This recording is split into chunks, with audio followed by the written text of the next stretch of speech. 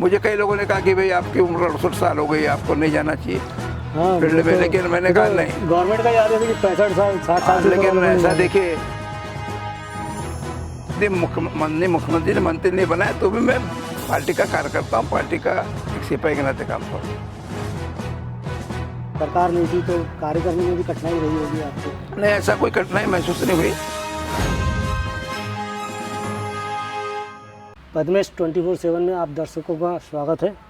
आज हमारे साथ चर्चा के लिए उपस्थित हैं पद्मेश शासन के पूर्व मंत्री और भावी मंत्री भी कहा जा सकता है और बालाघाट विधानसभा क्षेत्र के विधायक माननीय श्री गौरीशंकर जी बिसेन। आज हम इनसे चर्चा करेंगे कोरोना को लेकर कि कोरोना जो आज विश्व की एक महामारी है उसको लेकर बालाघाट ज़िले में शासन प्रशासन की जो तैयारियां की गई है और जनप्रतिनिधियों द्वारा किए गए कार्य, इन सब बातों के संबंध में चर्चा करेंगे। साथ ही राजनीतिक चर्चा भी करेंगे और ज़िले से संबंधित अन्य चर्चा भी करेंगे। गौरी भाऊ, आपका पद्मेश 24/7 में स्वागत है। धन्यवाद। और सबसे पहले तो आपको मैं बधाई देना चाहता हूँ सत्ता परिवर्तन की, जो आप मध्य प्रदेश में वापस आपकी सरकार आई है और आप मंत्री बनने जा रहे हैं, उसके लिए ज़िले का सौभाग्य और आपको बहुत बहुत बधाई। जैसा कि पूरे विश्व में कोरोना एक महामारी के रूप में फैली है और ये आपका, हमारा और प्रशासन सबका सौभाग्य है कि बालाघाट ज़िले में इस बीमारी ने असर नहीं डाला है, जिससे हम काफ़ी संरक्षित हो गए हैं। फिर भी जो शासन प्रशासन का जो ज़िले में कोरोना से संबंधित जो कार्य हुए हैं उनके संबंध में यदि आप कुछ प्रकाश डाल सकें। देखिए, 3 सप्ताह का लॉकडाउन का जब माननीय प्रधानमंत्री जी ने आह्वान किया, उसी के दिन में यहाँ आ गया था, क्योंकि माननीय प्रधानमंत्री जी ने जनता कर्फ्यू जिस दिन देश के सामने प्रस्तावित किया और जो सफल हुआ, तब हम लोग भोपाल में थे। जैसे 21 दिन 14 तारीख को पूर्ण हुई तो हमको एक, हमारे बालाघाट ज़िले की मैं आज बात करूं, बड़ी संतुष्टि रही कि उस तारीख तक कोई भी कोरोना का पॉजिटिव केस हमारे सामने नहीं आया।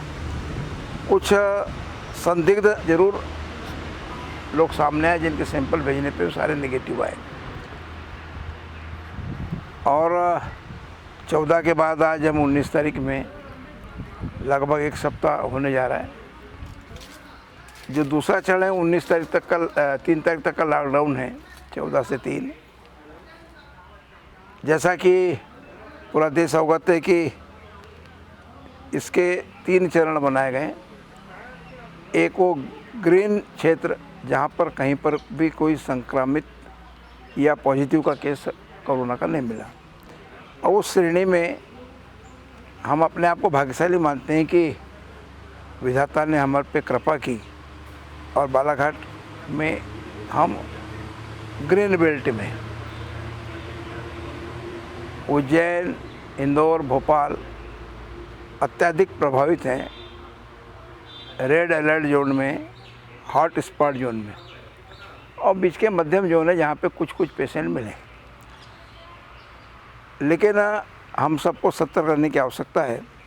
मैं आते ही, चूँकि जब हम यहाँ आए तो हमारे माननीय मुख्यमंत्री शिवराज सिंह चौहान ने मुख्यमंत्री पद की शपथ ले ली थी और मध्य प्रदेश में भारतीय जनता पार्टी की सरकार बन चुकी थी, तो हमारा जवाबदारी था, स्वमेव बन जाता है कि हम प्रशासनिक व्यवस्था में ध्यान दें, उसकी चिंता करें। और मैंने जिला प्रशासन के अधिकारियों के साथ में बैठकें की। उसमें मुख्य रूप से हमने कलेक्टर, एसपी को रखा, हमारे सीओ जिला पंचायत और एडीएम रहे, और उसके बाद में हम लोगों ने पूरे बालाघाट ज़िले के 6 विधानसभा क्षेत्र के लगभग 10 हमारे जो विकास खंड है सभी जगह पे छोटी बैठकें ली, क्योंकि सोशल डिस्टेंस को मेंटेन करना था। उन बैठकों के माध्यम से जनता को होने वाली कठिनाई, लॉकडाउन का पालन, अत्यंत आवश्यक वस्तुओं की आपूर्ति और सीमावर्ती क्षेत्रों से, ज़िले के सीमावर्ती क्षेत्रों से आने वाले जो लोग हैं उनको कैसे सुरक्षित रखा जाए, इसके ऊपर हमने योजना बनाई और लगातार पूरे ज़िले का हमने प्रवास किया। उसका परिणाम हुआ कि कानून व्यवस्था की स्थिति बहुत सुदृढ़ रही। मैं बालाघाट जिला सहित प्रदेश के वे मैदानी हमारे कर्मचारी जो हमारे स्वास्थ्य विभाग में काम करते हैं, हमारा एएनएम, हमारे आशा कार्यकर्ता, हमारा पैरामेडिकल स्टाफ, हमारे डॉक्टर, सफाई कर्मचारी जो नगर पालिका, नगर परिषद और हमारे ग्राम पंचायतों में काम करते हैं, और पुलिस विभाग के कर्मचारी और हमारे अधिकारी जो पूरी मुस्तैदी के साथ में 24 घंटे लगातार काम कर रहे हैं, उनका हौसला और बढ़े और जनता का उन्हें सहकार मिले, इसलिए उनके तक भी हम गए। उनका हमने सम्मान किया और सम्मान जिला मुख्यालय से लेकर के ग्राम पंचायत स्तर तक हुआ। और मुझे बताते प्रसन्नता है कि एक भी अप्रिय समाचार हमने सामने नहीं आया। और कल ही हमने बैठक ली, क्योंकि माननीय प्रधानमंत्री जी ने 20 तारीख के बाद ग्रीन बेल्ट में कुछ रियायतें देने की बात कही थी, उसका सर्कुलर भी आ चुका। और कल की हमारी जो इमरजेंसी बैठक में कुछ विषयों पर हम हमारा बालाघाट ज़िले में छूट प्रदान करेंगे। ग्रामीण क्षेत्र में रोजगार देने की आवश्यकता है, इसलिए जो मनरेगा के काम जिसमें मजदूरों को ज़्यादा काम मिल सके, जैसे मेड़बंधन का काम है, नाला क्लोजर का काम है, तालाबों की सफाई का काम है, नहरों की सफाई का काम है, इस काम को प्राथमिकता पर लेने का। और जो पहले के चल रहे थे काम, रोजगार मूलक काम जिसमें मशीनरी का उपयोग कम से कम हो, सीमेंट लोहा कम से कम लगे, लेबरों को मजदूरों को ज़्यादा काम मिले, इसका प्रायोरिटी तय करके उसकी कार्य योजना बनाई है। और पुनः कल हम लोग इस संदर्भ में बैठने वाले हैं। कल हमने सभी वर्क्स डिपार्टमेंट के अधिकारियों के साथ में बैठक आहूत की है, उसमें उसकी पूरी स्पष्ट लाइन भी तय करेंगे। तो 20 तारीख से जो छूट प्रारंभ हो रही है, उसमें क्या क्या चीज़ों में छूट आ रही है? मैंने जैसा कहा कि ग्रामीण क्षेत्र में रोजगार मुहैया कराने वाले काम जो मनरेगा के माध्यम से होते हैं, किसानों के कामों में सारी छूट प्रदान कर दी गई। हार्वेस्टर है, थ्रेसर है, उनकी क्रॉप की कटाई है, जो लोग गन्ना वाले बैठे गुड़ इत्यादि बनाते हैं उनको, और प्रधानमंत्री आवास जो बन रहे हैं या व्यक्तिगत जो आवास बन रहे हैं उनको भी लोग गांव में बनाए। इसका पर ध्यान रखें कि मजदूरों की दूरी कम से कम 1 मीटर की रहे। इसी के साथ साथ जो अभी मनरेगा के मजदूरों की मजदूरी गई है, किसान सम्मान निधि की राशि खाते में गई है। इसी के साथ साथ जो हमारे प्रधानमंत्री जी ने जो अत्यंत गरीबों के लिए एक योजना लाई कि उनके खाते खोल करके जनधन के खाते में पैसा डालना, इन तमाम राशियों का आहरण सरलता से हो सके, इसका भी हमने एक रोड मैप बनाया। शहरी क्षेत्र में क्या छूट? शहरी क्षेत्र में प्रारंभिक दौर में जो अभी राशन की दुकानें हैं उनको कंटिन्यू चलाएंगे सुबह से लेकर शाम तक। इसी के साथ साथ सरकारी और किराने की दुकानों का जो अभी 2 घंटे का उनको जो ओपनिंग था थोक को, उसमें और छूट प्रदान करके 9 से 5 तक उनको चालू करेंगे। साथ ही साथ जो हमारे लोहा सीमेंट की जो दुकानें उनको भी कुछ समय के लिए खुले करने की स्थिति बनेगी। नहीं तो ग्रामीण क्षेत्र में मकानों के निर्माण कार्य चलेंगे तो उनको लोहा सीमेंट सभी चीज़ लगेगी। इसके साथ ग्रामीण क्षेत्र में रेत के परिवहन के ऊपर भी छूट प्रदान की जा रही है। ये अपने जो ज़िले से बाहर जो बालाघाट के मजदूर हैं, लेबर हैं, या बालाघाट में बाहर के मजदूर हैं, इनको लाने ले जाने की व्यवस्था कुछ नहीं? देखिए, जो हमारे मजदूर हमारे ज़िले में लगभग 50,000 मजदूर जो आंकड़े उसके अनुसार दूसरे राज्यों में दूसरी जगह पर कार्य करने के लिए जाते हैं। उनमें से 17,000 को छोड़कर शेष वापस आ चुके हैं। 17,000 में से भी अब लगातार वापस आते जा रहे हैं और उनके भी जो जॉब कार्ड है वो बनाने के निर्देश जारी कर दिए। यदि उनके जॉब कार्ड हैं तो उनको रिन्यू किया जाएगा, नवीनीकरण किया जाएगा, नहीं है तो जॉब कार्ड बनाए जाएंगे जिनको रोज़गार मिल सके। और जो श्रमिक बाहर से आए हैं उनको जो हमारा नाका है, जिसको क्या कहते हैं राज्य का एंट्री द्वार, वहाँ से उनको किसी स्कूल में किसी पंचायत भवन में रखा जाता है और उसके बाद में 1 सप्ताह या उससे ज़्यादा भी उनका भोजन इत्यादि का इंतजाम करके जब भी तय हो जाता है कि इनमें कोरोना के कोई लक्षण नहीं है, तब उनको साधन से उनके गांव तक पहुंचाया जा रहा है। एक समस्या बच्चों की है। जिले भर में जो बच्चे हैं लगभग 20 साल के आसपास के, जो कोटा कोचिंग के लिए जाते हैं आगे की पढ़ाई के लिए, और ऐसे बच्चे कोटा में बालाघाट जिले के बहुत फंसे हुए हैं, जो बालाघाट आना मध्य चाहते हैं। प्रदेश के भी बहुत बच्चे हैं बालाघाट सहित, तो उसके बारे में हम चर्चा करेंगे। और कुछ क्योंकि उनके पालक लोग कलेक्टर कार्यालय के चक्कर रोज लगा रहे हैं। नहीं, असल में क्या इंडिविजुअल को अनुमति देने में कष्ट इस बात का है कि जिनको भी आना है तो अधिकांश वाय भोपाल आना है या अधिकांश लोगों को वाय इंदौर आना है। तो ऐसी स्थिति में ये जो कोरोना के प्रभावित डिस्ट्रिक्ट हैं उनमें मूवमेंट ना हो, ये हमारी पहली चिंता है।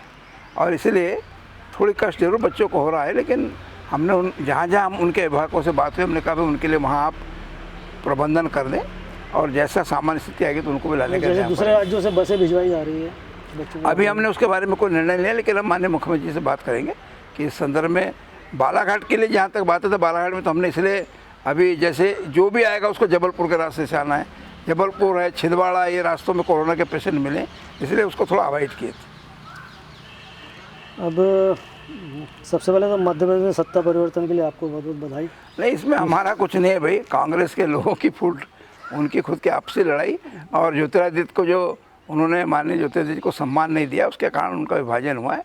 वो कांग्रेस से छोड़कर कांग्रेस का तो भारतीय ये भी जनता कहना है कि पार्टी आप में। लोग सत्ता परिवर्तन में लगे रहे इसलिए कोरोना का नहीं, एक बात बताइए, जब माननीय मुख्यमंत्री कमलनाथ जी थे उस समय तो देश में कोरोना आ चुका था, लेकिन उस समय उन्होंने मुख्यमंत्री जी ने कोरोना के ऊपर कितनी चिंता जाहिर की, क्या किया। जब से शिवराज जी मुख्यमंत्री बने तो एक ही काम हो रहा है, कोरोना को कैसे हम उससे निपटें और किस तरह से उसका मुकाबला करें, और उसके लिए बहुत व्यवस्थित कार्यक्रम चल रहा है। मैं तो समझता हूँ कि राज्य की जनता माननीय शिवराज सिंह चौहान के द्वारा उठाए जा रहे कदमों से बहुत संतुष्ट है, बहुत जवाबदारी के साथ में सरकार काम कर रही है। अच्छा, जो मंत्रिमंडल बनने जा रहा है इसमें आपका स्थान तो लोगों का मानना है कि सुरक्षित ही है। अब देखिए, ये तो मुख्यमंत्री जी का विवेक है, उनका विशेषाधिकार है कि वो किनको अपने मंत्रिपरिषद में सम्मिलित करते हैं। और जहाँ तक लोगों का मानना है तो चूँकि मैं 10 वर्ष तक मिनिस्टर रहा हूँ, इसलिए स्वाभाविक है उनका सोचना, उसमें कहीं कोई ऐसी बात नहीं, लेकिन अंतिम निर्णय माननीय मुख्यमंत्री जी का होता है। एक चीज़ और, प्रदीप जायसवाल जी जो निर्दलीय विधायक हैं, जब ये सत्ता परिवर्तन की नौबत आ रही थी तब स्पष्ट कहा था उन्होंने कि मेरे मतलब द्वार खुले हैं करके, कहीं पे भी मैं जा सकता हूँ, जिसकी सरकार बनेगी उसके साथ जाऊँगा। तो क्या ये संभावना बनती है कि नहीं, मैंने प्रदीप जायसवाल जी का कोई ऐसा बयान नहीं सुना, नहीं मेरी कोई उनसे व्यक्तिगत चर्चा होगी। क्योंकि उन्होंने यदि किसी से बात की होगी तो किसी अन्य हमारे पदाधिकारी से होगी तो वो बता सकेंगे। मैंने मेरे से उनकी व्यक्तिगत कोई चर्चा नहीं। अच्छा, यदि मंत्रिमंडल मिलता है आपको तो मंत्री पद में स्थान मिलता है तो आप कौन सा विभाग आपकी पसंद रहेगी? जिस विभाग की जवाबदारी माननीय मुख्यमंत्री जी मुझे देंगे उस विभाग में काम करूंगा। फिर भी आपसे, और यदि माननीय मुख्यमंत्री ने मंत्री नहीं बनाया तो भी मैं पार्टी का कार्यकर्ता हूँ, पार्टी का एक सिपाही के नाते काम करूँगा। विभाग का क्या है, मैं पीएचई का मिनिस्टर था, हमने राज्य पीएचई में इतना समूह ड्रिंकिंग वाटर स्कीम लाए, तो आप और वरिष्ठता के क्रम में इसके बाद कोऑपरेटिव रहा तो आप जानते 0% ब्याज की योजना हमने लाए, और जो आज चल रही है माननीय मुख्यमंत्री ने फिर से नवीनीकृत कर दिया इस वर्ष के लिए 19-20 के लिए 21। नहीं, चूंकि वरिष्ठता के क्रम में आप और ऊपर आ गए। एग्रीकल्चर दिया तो हमारे विभाग ने मध्य प्रदेश में इतना उत्पादन किया कि हमको 5 बार कृषि कर्मण अवार्ड मिला। तो सवाल इस बात का है कि विभाग महत्वपूर्ण नहीं होता, विभाग का अपना महत्व है, उसको कैसे व्यवस्थित रूप से उसे काम निकालना ये महत्वपूर्ण है। नहीं, मैं इसलिए बोल रहा था कि आप वरिष्ठता में, और मतलब चूंकि चौथी बार आप से मतलब सरकार बन रही है तो आप वरिष्ठता में और ऊपर आ गए हैं, तो बट नेचुरल है कि आपका और मतलब सरकार में बढ़ जाता है कद। ये सारा विशेष अधिकार माननीय मुख्यमंत्री जी का होता है, और जो भी दायित्व हमें देंगे उसको हम बिल्कुल ईमानदारी से, निष्ठापूर्वक और राज्य की जनता के हितार्थ और राज्य के विकास के लिए कब तक संभव है मंत्रिमंडल गठन? अब जैसा आप अखबारों में टीवी में देख रहे हैं वैसे ही मुझे पता है।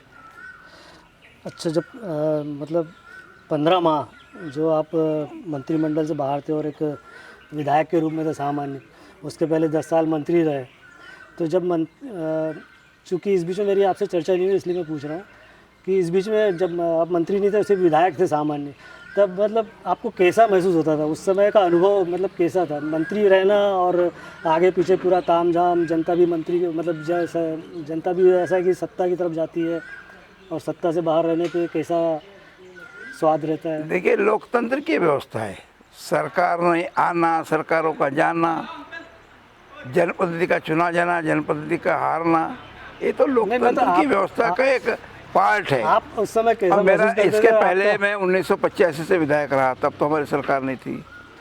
तो 90 में विधायक बने, हमारी सरकार थी लेकिन हम मंत्री नहीं थे। 93 में विधायक बने तो हमारी सरकार नहीं 10 थी। साल मंत्री रह के नहीं, हम देख रहे थे कि एक नादान सरकार काम कर रही है, और मैंने सदन में कहा था इस सरकार के 9 माह भी नहीं हुए, जब इसका 1 आध साल पूरा हो जाएगा तब इसके कामों की हम समीक्षा करेंगे।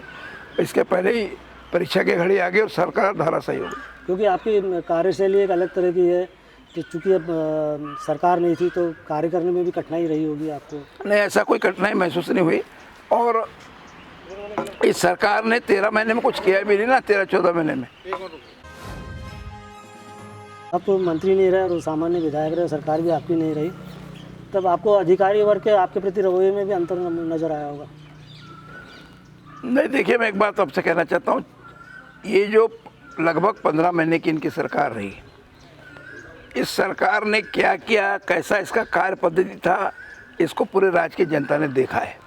और राज्य की जनता ने जो महसूस किया उसी को मैंने महसूस किया है। सरकार नाम की कोई चीज़ नहीं थी, सिर्फ ट्रांसफ़र उद्योग चल रहा था, और डरा करके, दबाव बना करके सरकार में बैठे लोग काम करा रहे थे। एक तौर से माफियों का राज चल रहा था। सरकार नाम की कोई चीज़ नहीं थी, अराजकता का वातावरण था, विश्वास का वातावरण था। और जनता तो चाहती थी कि कब इस सरकार से छुटकारा मिले। ऊपर वाले ने जनता की आत्मा की आवाज़ को सुनी और वे आपसी मन मुटाव से उनकी सरकार गिर गई। मैंने जो प्रश्न किया था आपका, आपने उसका ठीक तरह से उत्तर नहीं दिया। मैंने बोला था अधिकारी वर्ग का रवैया, आप जब मंत्री नहीं थे और सामान्य विधायक थे और सत्ता भी आपकी नहीं थी और आज वापस सत्ता आपकी आ गई, तब अधिकारी वर्ग के रवैये में क्या अंतर महसूस करते हैं आप? देखिए, मैं तो मंत्री थे, नहीं थे और नहीं, मैं तो एक बात बताना चाहता हूँ, व्यक्ति के काम करने के तौर तरीके पर निर्भर करता है।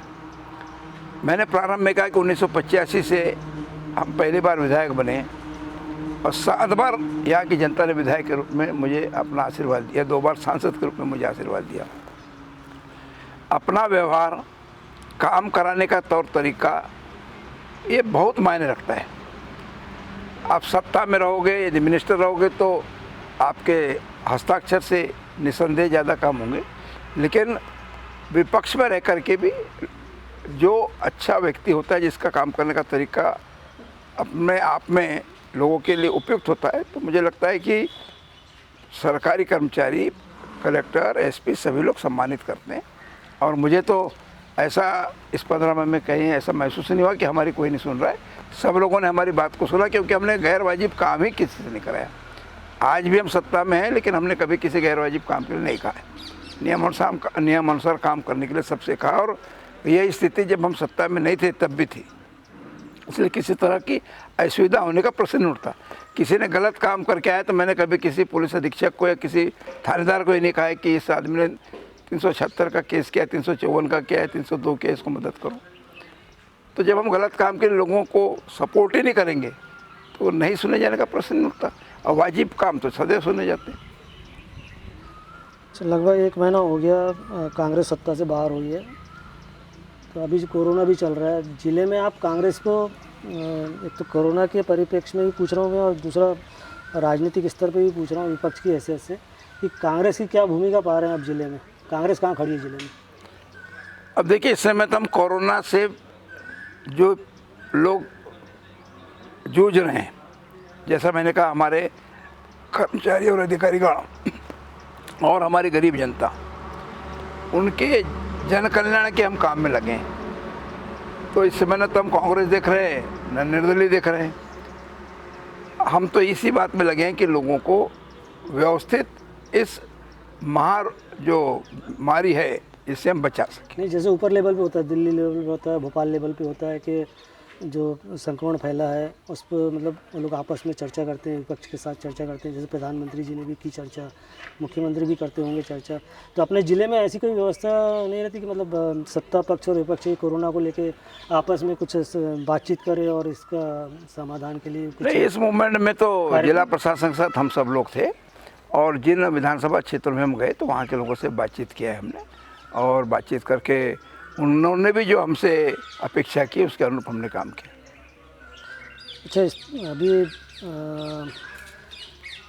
स्थानीय निकाय के चुनाव को लेके भी मतलब अब तो खैर स्थगित है, मगर जो परिवर्तन हुआ नीति में, जो डायरेक्ट चुनाव थे स्थानीय निकाय के नगर पालिकाओं के अध्यक्ष के, उसको इन्होंने पार्षदों के से कर दिया।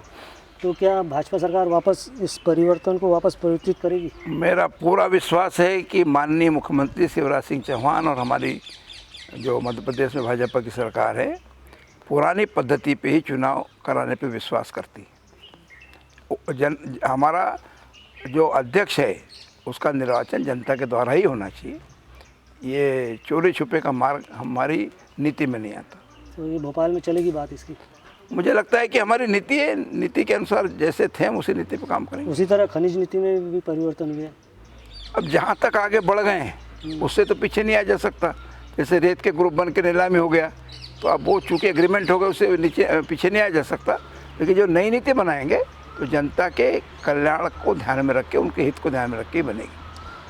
देखिए, लॉकडाउन 3 मई तक है तो कहा जा रहा है कि शराब की दुकानें शायद 20 तारीख से 21 तारीख से खुल जाएगी, ऐसा कुछ? अभी मेरे पास इसकी जानकारी नहीं है, लेकिन लॉकडाउन में शराब की दुकानें बंद हैं। अब वो ये तो माननीय मुख्यमंत्री को निर्णय लेना है कि कहाँ क्या अधिकार मिलता है। लेकिन अभी जो 20 तारीख तक जो लॉकडाउन विशेष तौर से है उसमें ग्रीन बेल्ट वाले जो हमारे ज़िलों में, उसमें ऐसे कोई निर्देश नहीं कि शराब की दुकानों को चालू किया जाए। ये आप देख रहे हैं कि कोरोना को लेकर काफ़ी मतलब गरीब तबके में काफ़ी परेशानी हो रही है, उनको खाने का भी नहीं मिल रहा है, कई तरह की परेशानियां हैं, पैसा नहीं है, खाना नहीं है। तो चूँकि आप काफ़ी दानवीर माने जाते हैं ज़िले में, आप सत्ता में रहें चाहे ना रहें, तो आपकी ओर से इन गरीब लोगों के लिए कोई व्यवस्था की जा रही है आपकी व्यक्तिगत रूप से? पहली बात है कि मैं दानवीर नहीं हूँ। नहीं, दूसरा ये है कि मेरा नैतिक जवाबदारी है कि सरकार के द्वारा जो राशन के वितरण व्यवस्था को व्यवस्थित करें। जैसे कल मैंने 2 राशन की दुकान का सरप्राइज विजिट किया और उसमें हमने व्यवस्था दी कि जिनके राशन कार्ड सफ़ेद हैं APL के, उनको भी राशन का वितरण प्रारंभ करने की हमने व्यवस्था दी है। कुछ लोगों के राशन कार्ड नहीं है और वो नीडी हैं, उनको भी राशन देने के लिए कहा है। दूसरा, प्रधानमंत्री खाद्यान्न कोष से BPL और अंत्योदय वालों को 5-5 किलो प्रति व्यक्ति अतिरिक्त आवंटन प्राप्त हुआ, उसका भी वितरण हम करें अतिरिक्त अप्रैल महीने में। और आगे के 2 महीने का एडवांस राशन भी बंटने का काम चालू हो गया जैसे जैसा जहाँ पहुँच रहा है। लेकिन इसके अतिरिक्त मैं जब क्षेत्र में गया तो लोगों ने कहा कि भाई हम कुछ लोग ऐसे भी निकलते हैं जिनको उस दिन नहीं मिलता जिस दिन हमारे पास चावल नहीं रहता, अनाज नहीं रहता। एक पंचायत में मुश्किल से 50-100 परिवार इस तरह के अधिकतम आ सकते हैं। तो फिर मैंने बहुत विचार करके लालबरा क्षेत्र में 20,000 हमने पैकेट बनवाए हैं, जिसमें 5 किलो चावल, 1 किलो दाल, 500 ग्राम खाद्य तेल, हल्दी और मिर्ची का 1-1 पैकेट डाल करके हमने कल से वितरण शुरू किया है। और हमने कहा है कि भाई उसमें सिर्फ ज़रूरतमंद का ध्यान रखा जाए।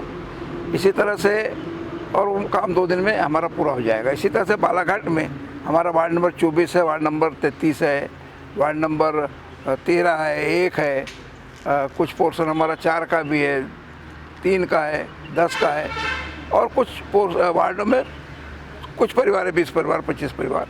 इन सब तक स्वयंसेवी संस्थाओं के माध्यम से, हमारे माध्यम से और मौसम टीम के माध्यम से खाद्यान्न वितरण करें। जैसे कि मौसम टीम क्या है? मौसम ने एक अपनी टीम बनाई, अपने यूथ होने, हाँ, तो उसकी टीम के माध्यम से भी हम वो लोग अपना उसमें चावल, दाल, तेल ये सब लेकर के, जैसे उदाहरण के लिए वार्ड नंबर 24 में करीब 600 पैकेट बांटे गए। सबसे गरीब वार्ड हम मानते हैं, जहाँ पे लोगों ने 2-4 घर छोड़ के सबने कहा नहीं हमको आवश्यकता है। तो जितना हो सक रहा है कर रहे हैं। इसी के साथ साथ हमारे त्रिवेदी परिवार ने भी सहायता दिया है, बड़ी सहायता दिया दिनेश भाई त्रिवेदी जी और ने। इसके बाद में हमारे जो विचार परिवार है, राष्ट्रीय स्वयंसेवक संघ है, बजरंग दल है, विश्व हिंदू परिषद है, कुछ संगठन है हमारे, संगठन हमारे सिख समाज है, इन लोगों ने भी अपने अपने हिसाब से जहाँ जिससे बन सका बालाघाट नगर तक अपने हाथ आगे बढ़ाएं। महावीर इंटरनेशनल के भी लोग इसमें आगे आ रहे हैं।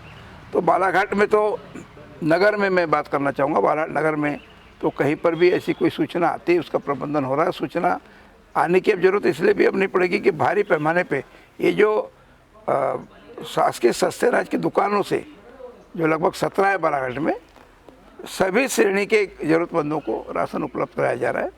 और अब ये भी निर्णय ले रहे हैं कि धीरे धीरे रोजगार भी लोगों को मिले। तो हम ये समझते हैं कि बहुत चुस्त दुरुस्त प्रशासनिक व्यवस्था बालाघाट की रही है। इसलिए नहीं कि मैं भारतीय जनता पार्टी का हूँ, इसलिए भी कि मैं स्वतः फील्ड में जाकर देख रहा हूँ। मुझे कई लोगों ने कहा कि भाई आपकी उम्र 68 साल हो गई, आपको नहीं जाना चाहिए फील्ड में, लेकिन मैंने कहा नहीं, गवर्नमेंट का याद है कि 65 साल 60 साल से लेकिन ऐसा देखिए, लोग संकट में रहें और जनप्रतिनिधि घर में रहे, ये उचित नहीं है। हमारा हौसला बुलंद रहे, अपन प्रकाशन करके जाओ, सैनिटाइज होके जाओ, मास्क लगा के जाएं। घर के बने मास्क का उपयोग कर रहे हैं। भारतीय और खासकर ग्रामीण परिवेश के जो लोग हैं उनकी ये जो क्षमता रहती है, क्या बोलते हैं, इम्यूनिटी हम लोगों की अधिक ही है, अच्छी रहती है। और अभी देखिए अपन धूप में यहाँ बैठे तो कहीं कोई दिक्कत नहीं है। और अभी मैं आपके इंटरव्यू के लिए मैं रुका था, अभी मैं क्षेत्र में जाऊँगा तो हम लोग अपने काम में लगे हैं। और बहुत से जनप्रतिनिधि हमारे मित्र लोग भी लगे हुए हैं, हमारा रामकिशोर कावरे जी भी इसी तरह से अपने क्षेत्र में। आप लोग तो बिल्कुल लगे हुए हैं। अब देखिए जनता कस्टमर है और हम पंखे के नींद लें तो उचित नहीं है ना, इसलिए हम लोग सब लगे हैं। और मैं एक बात और कहना चाहता हूँ, इस हमारे जो मौसम टीम के नाम से जो खाद्यान्न का वितरण हो रहा है, भोजन सामग्री का, इससे बहुत से लोगों ने भी सहयोग दिया है, खुले हाथों उसमें उन्होंने कॉपरेट किया है, जिन्होंने कि ये कहा भाई हमारा नाम आप मत बताइए लेकिन हम तो इसमें अपना योगदान देना चाहते हैं। तो उन सभी का भी मैं अभिनंदन करना चाहता हूँ। और यही नहीं, बालाघाट ज़िले के हर क्षेत्र का हम लोग ध्यान रख रहे हैं। हम परसवाड़ा क्षेत्र में भी, हम बैयर क्षेत्र में भी, वाराणसी, कटेंगी, सभी क्षेत्रों में, लांजी में, जहाँ जितना संभव हो सक रहा है, शासन के खाद्यान्न वितरण के अतिरिक्त भी लोगों से जनसहयोग प्राप्त करके ज़रूरतमंदों तक सामग्री पहुँचाने का काम कर रहे हैं। चूँकि ये कोरोना तो अभी मतलब थोड़े दिन में समाप्त हो जाएगा, ईश्वर से यही प्रार्थना है। और चूँकि आप मंत्री भी बनने जा रहे हैं, तो जब आप मंत्री बन के आएंगे तो कोरोना की समाप्ति के बाद ज़िले के विकास को लेकर आपके मन में बहुत सारी बातें होगी। यदि एक दो कोई बड़ी बात आप बता सकें कि आपकी क्या फिर से मंत्री बनने के बाद ज़िले में। पिछले कार्यकाल में 2-3 बड़े काम हम नहीं करने पाए, कारण कोई भी हो सकता है। एक तो हम चाहते हैं कि अतिशीघ्र रेलवे क्रॉसिंग का जो ओवरब्रिज है, ये गोंदिया वाला, ये नितांत हमारी आवश्यकता है। ये इसके लिए हम भारत सरकार के सामने हमारा प्रपोजल भी है, हमने अपने राज्य सरकार से सहमति भी दी। उसके धन का प्रबंधन करके चाहेंगे कि एक काम पहले हो जाए कि बालाघाट गोंदिया जो मार्ग के ऊपर रेलवे ओवरब्रिज बन जाए, जिससे कि हमारा कभी कभी जो, हालांकि एक ही सिंगल वो है ट्रैक, लेकिन कभी कभी लंबे समय तक बंद रहता है और फिर अभी स्थिति आ जाती है कि हनुमान चौक तक भी जाम हो जाता है। फिर इसके बाद में अन्य जो मार्ग हैं उनके बारे में देखेंगे। ये हमारी काम की पहली प्राथमिकता होगी। चूँकि अब समय कम है, मई और जून ही हमारे सामने। इसके बाद में जो कोरोना के कारण निस्संदेह आर्थिक नुकसान भी सरकारों को हुआ है और इसके कारण अभी बड़ी बातें करना उचित नहीं होगा। हमारी प्रायोरिटी तो यही एक रहेगी। दूसरा, भविष्य में हमारी प्रायोरिटी है ही कि हम चाहते हैं कि बाईपास बालाघाट के लिए बने और जिसमें सिवनी बालाघाट जो हमारा राजमार्ग है वो राष्ट्रीय राजमार्ग में परिवर्तित हो। आप कोरोना को लेकर ज़िले की जनता को कुछ संदेश देना चाहते हैं? नहीं, मैं ज़िले की जनता को यही संदेश देना चाहता हूँ कि माननीय प्रधानमंत्री जी जो 7 बिंदुओं की अपेक्षा की है जनता से कि भाई घर पर रहें, बुजुर्गों का विशेष ध्यान रखें और जो आयुष ऐप है उसको डाउनलोड करें, उससे जानकारी प्राप्त करें। इसी के साथ साथ जितने 7 बिंदु हैं उनको ही हमको फॉलो करने की आज आवश्यकता है। मैं समझता हूँ इनको यदि हमने फॉलो किया तो दूर दूर तक हमारे पास कोरोना नहीं आ सकेगा। चलिए, आपने पद्मेश 24/7 में चर्चा के लिए आपने अपना समय निकाला, बहुमूल्य समय निकाला, उसके लिए आपको बहुत बहुत धन्यवाद और बहुत बहुत शुभकामनाएं।